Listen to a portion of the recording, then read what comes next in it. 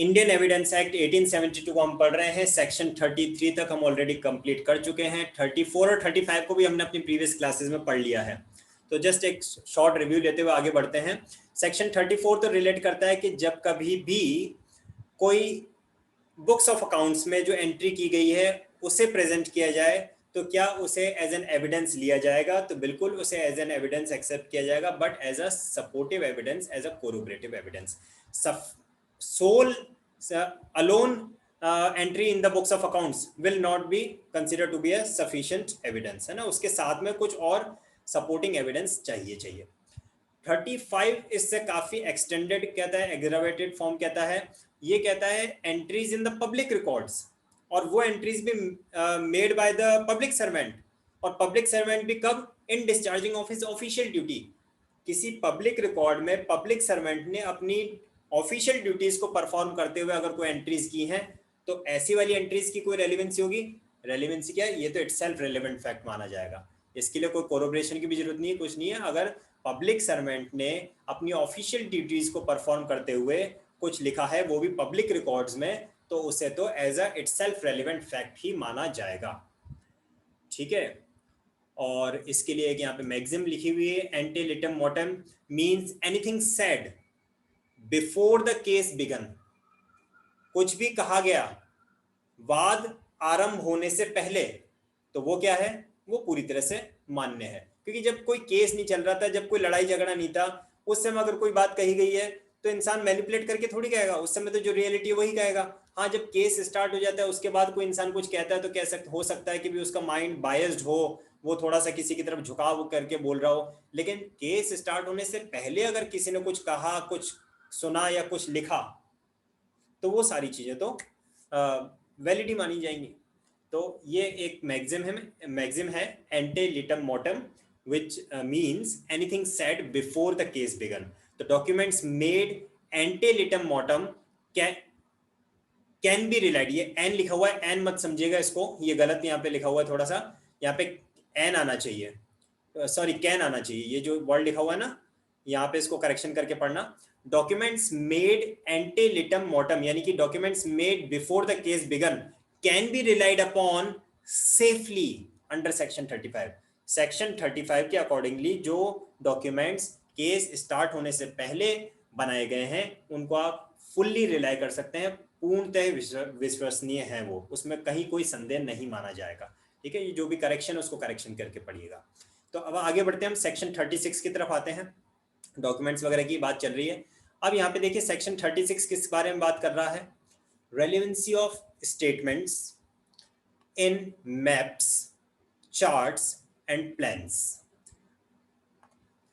Section 34 से जो हमने स्टार्ट किया ना, वो सारे डॉक्यूमेंट्स ही आते जा रहे हैं। सबसे पहले प्राइवेट बुक्स ऑफ अकाउंट्स आए थे, फिर पब्लिक रिकॉर्ड आ गए, अब यहाँ पे आ रहा है कोई ऐसे डॉक्यूमेंट जो कि या तो मैप में या किसी चार्ट में या किसी प्लान में, प्लान होते हैं नक्शे वगैरह बनाए जाते हैं, बिल्डिंग के, मॉल्स के, ब्रिजेस के, इन सब के नक्शे वगैरह बनाए जाते हैं। तो कोई मैप में, चार्ट में या प्लान्स में अगर कोई बात कही गई है, उन स्टेटमेंट्स की क्या रिलेवेंसी होगी?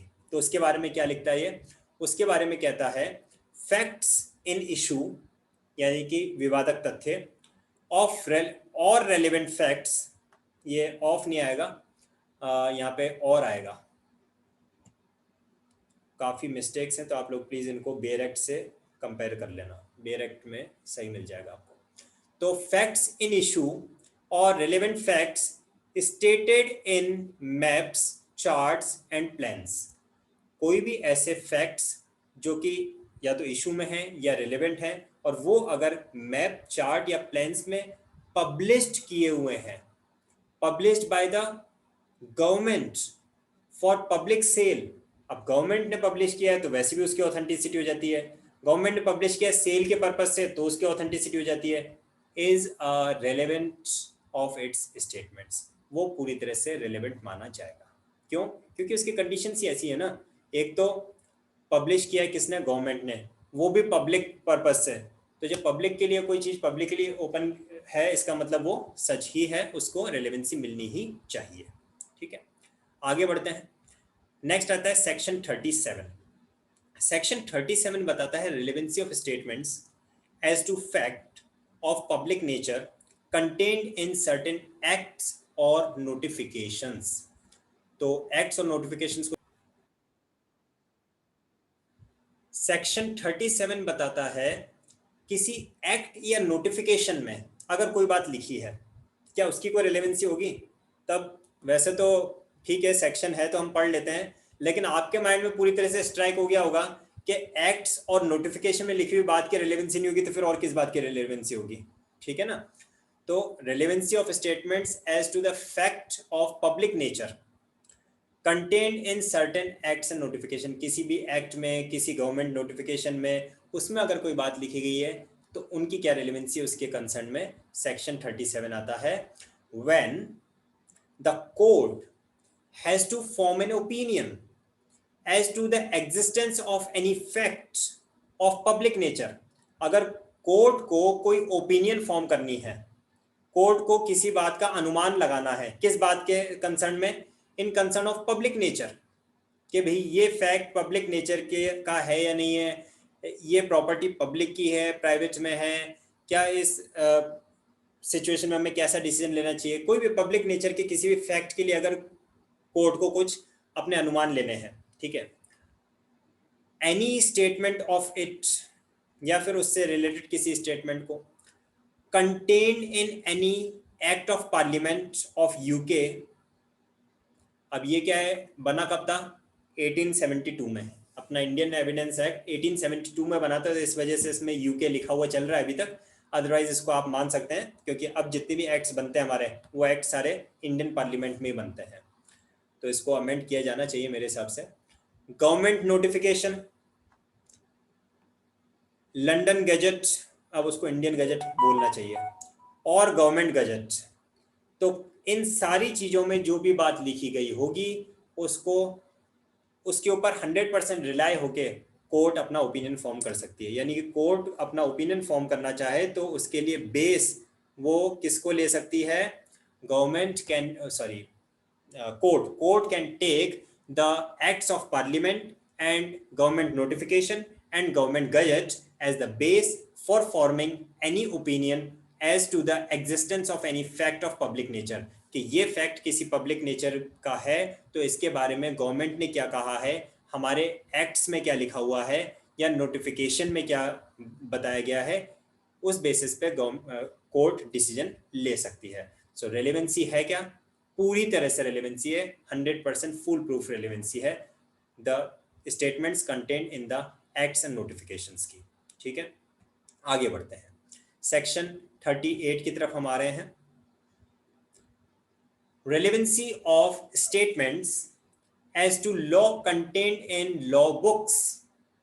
ठीक है, एक्ट्स और नोटिफिकेशन तो हो गए, अगर लॉ बुक्स में कोई बात लिखी हुई है क्या उसकी कोई रेलेवेंसी है? तो ये भी अंडरस्टूड सी बात है, जिसको हम पढ़ रहे हैं वो भी लॉ बुक की है। ठीक है, when the court has to form an opinion as to a law of any country, लेकिन डिफरेंस क्या आ गया सेक्शन 37 में और सेक्शन 38 में? किस बात का डिफरेंस आ गया? सेक्शन 37 बात कर रहा था कि हमारे कंट्री के कोई एक्ट्स हैं, नोटिफिकेशंस हैं, गवर्नमेंट गजट्स हैं, तो उसमें जो स्टेटमेंट्स लिखे गए हैं उसके बेसिस पे गवर्नमेंट अगर कोई ओपिनियन फॉर्म करती है तो क्या वो रेलेवेंट होगी? तो 100% रेलेवेंट होगी। लेकिन सेक्शन 38 कह रहा है अब हमारी कोर्ट को कुछ एक ओपिनियन फॉर्म करनी है। ओपिनियन हमारे कंट्री के लॉ के बारे में फॉर्म नहीं करनी है, किसी अदर कंट्री के बारे में फॉर्म करनी है। तो क्या करना चाहिए कोर्ट को? सिंपल सी बात है, कोर्ट क्या करेगी कि उस कंट्री की लॉ बुक्स में क्या लिखा गया है उस बात को कंसीडर कर लिया जाएगा। ठीक है, फॉर एग्जाम्पल दुबई ले लिया कि दुबई में हम ये जो ऑफेंस है इसके बारे में क्या प्रोविजन है, तो वहाँ दुबई में इस कंसर्न में जो लॉ बुक बनी हुई है, जो वहाँ का पीनल लॉ है, पीनल प्रोविजन है, जो वहाँ का सिविल कोड है, उसको मंगवा लिया जाए, उसमें देख लिया जाए। ठीक है, या फिर एक कोई बैंकिंग फ्रॉड हुआ है, अब ये बैंकिंग फ्रॉड जो हुआ है ये किसी अदर कंट्री के पर्सन ने हमारे यहाँ पे किया है और उस कंट्री से हमारी एक्स्ट्राडिशन ट्रीटी नहीं है, तो उस कंट्री के लॉ के हिसाब से अगर हमें उसको पनिशमेंट देना है, या फिर एक्स्ट्राडिशन ट्रीटी तो है, लेकिन जिस समय उस पर्सन को हमारे यहाँ पे भेजा गया, जो एक्स्ट्राडिशन ट्रीटी के थ्रू प्रत्यर्पण संधि के अंतर्गत उस व्यक्ति को जब हमें सौंपा गया, तो वहां की गवर्नमेंट ने उसमें सिचुएशन डाल दी। क्या कंडीशन डाल दी? कंडीशन ये डाल दी कि इसको जो आप सजा दोगे वो सजा हमारे ही कंट्री के लॉ के हिसाब से दोगे। तो फिर उसके लिए तो ट्रायल तो यहाँ चलेगा, लेकिन वहां के कंट्री में क्या पनिशमेंट उसके लिए दिया गया है वो देखना तो पड़ेगा। तो जब कोर्ट को कोई ओपिनियन फॉर्म करना हो, मैंने रेड लाइन से अंडरलाइन किया, उस चीज को इंपॉर्टेंटली पढ़ना आप। When a court has to form an opinion as to a law of any country, किसी भी कंट्री के लॉ के बारे में अगर कोई ओपिनियन फॉर्म करना है, any statement of such law contained in a book, तो उस लॉ से रिलेटेड कोई भी स्टेटमेंट जो किसी बुक में लिखा गया है, परपोर्टिंग टू बी प्रिंटेड और पब्लिश्ड अंडर द अथॉरिटी। अब कोई भी ऐसे हर कोई लिख देगा छाप देगा तो नहीं चलेगा, but published under the authority, authority of the government, government की अथॉरिटी में अगर वो पब्लिश किया गया है, of such country, and to contain any such law and any report of the ruling of the courts, यानी कि लॉ के साथ साथ कोर्ट्स की रूलिंग्स को भी, कोर्ट्स की रूलिंग्स तो समझते हैं ना, कोर्ट के जजमेंट जो होते हैं, जो भी लैंडमार्क जजमेंट्स होते हैं उनको भी एज अ रूलिंग ले लिया जाता है। जैसे सुप्रीम कोर्ट ने अगर कोई जजमेंट दिया, तो जो हाई कोर्ट है और जो अदर सबॉर्डिनेट कोर्ट्स हैं, उस कोर्ट सुप्रीम कोर्ट के जजमेंट को इन सबॉर्डिनेट कोर्ट्स में एज अ रूलिंग पे प्रेजेंट किया जाता है। अगर हाई कोर्ट ने कोई जजमेंट दिया तो हाई कोर्ट के जजमेंट्स को सबॉर्डिनेट कोर्ट्स में एज अ रूलिंग प्रेजेंट किया जाता है। तो वो भी एज अ लॉ ही काम करता है। कभी कभी क्या होता है, लॉ में या तो कुछ चीजें एम्बिगियस होती हैं या फिर अनसर्टेन होती है। अनसर्टेन से मीनिंग साइलेंट रहता है लॉ उसके बारे में। तो ऐसे चीजें जिसके बारे में लॉ साइलेंट है, एक्ट में कोई बात क्लियरली लिखी हुई नहीं है, और सुप्रीम कोर्ट या हाई कोर्ट ने उसके बारे में कोई इंटरप्रिटेशन दिया है, अपने जजमेंट ने, हाई कोर्ट या सुप्रीम कोर्ट ने अगर उसके बारे में कुछ एक्सप्लेनेशन दे दिया है कि भाई इस बात को इस तरह से समझा जाए। जैसे मैंने अभी लेटेस्टली आपको बताया था, सुप्रीम कोर्ट का जो अभी लेटेस्ट जजमेंट आया है इन concern of that dowry death, तो उसमें ये था कि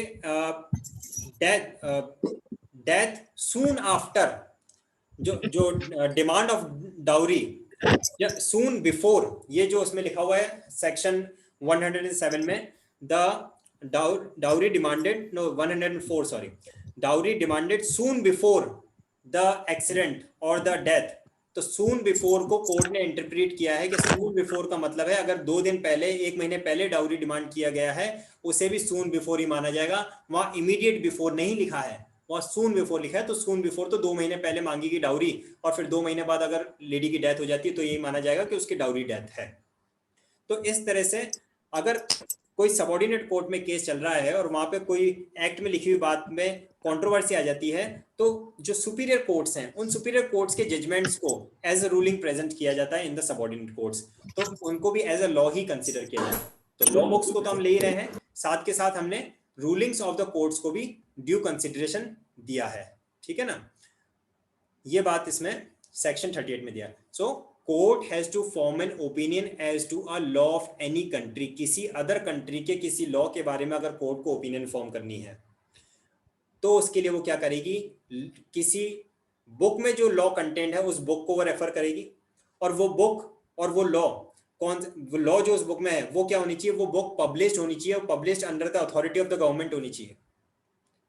under the authority of the government या तो पब्लिश की हुई हो, या फिर रूलिंग्स ऑफ द कोर्ट्स हो उसी कंट्री के, of such country, contained in the books purporting to be a report of such ruling is a relevant, उसको पूरी तरह से रेलेवेंट माना जाएगा। किसी भी कंट्री के लॉ के बारे में अगर कोई ओपिनियन फॉर्म करनी है तो उस कंट्री की लॉ बुक्स मंगवा ली जाए, और या फिर उस कंट्री के कोर्ट्स की जो रूलिंग्स है वो मंगवा ली जाए, और उनमें जो बात लिखी गई है उसके बेसिस पे कोर्ट अपना ओपिनियन अगर फॉर्म करती है तो वो 100% रिलेवेंट माना जाएगा। बस इतनी ही बात लिखी है सेक्शन 38 में। ठीक है, चलिए आगे बढ़ते हैं हम लोग सेक्शन 39 की तरफ।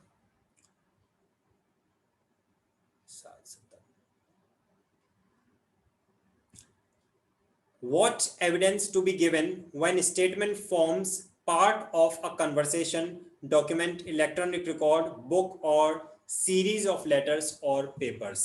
चलिए सेक्शन 39 से हम अपनी कल की क्लास में कंटिन्यू करेंगे। आज एक काम कीजिए आप, आफ्टर द क्लास सेक्शन 37 और सेक्शन 36, 37 और 38 इन तीनों सेक्शंस को एक बार दोबारा से रिवाइज कर लीजिए। कहीं कोई डाउट आता है तो रिकॉर्डेड क्लास को भी आप दोबारा से देख सकते हैं।